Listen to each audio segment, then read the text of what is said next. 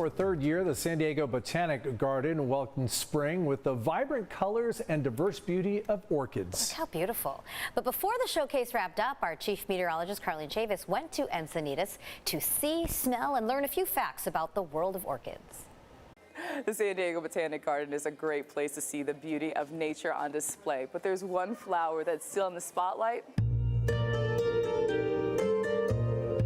We like to do an orchid show every year, in part because orchids are so beautiful. No plant, I think, captures the human sort of imagination and sense of beauty as well as orchids. And talk about beauty. The San Diego Botanic Garden showcase a weekly rotation with 200 orchids on display at any given moment.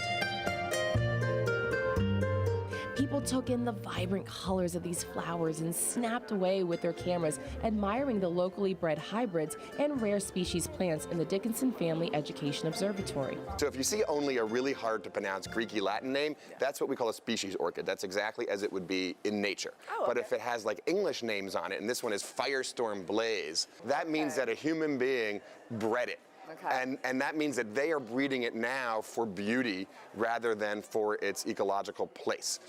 These flowery beauties aren't your grocery store and garden center orchids. Here's the difference. Those are tropical empathetic orchids, meaning a plant that grows on another plant. Their roots don't go into the soil, and they are packed loosely in a dry, airy plant mix, sometimes mixed with moss, like they're still in the rainforest. Some of them will last weeks and weeks before they finish blooming, which is kind of amazing when you think about it.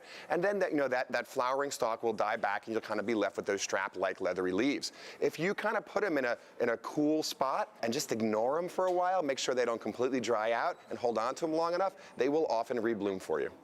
And speaking of the grocery store, did you know that you can find orchids right there in the baking aisle? If you go to the store and buy real vanilla bean, which are brown and dried, that is this after it has matured. It's a physical process that allows the vanilla bean to mature into the vanilla spice that we buy in the store.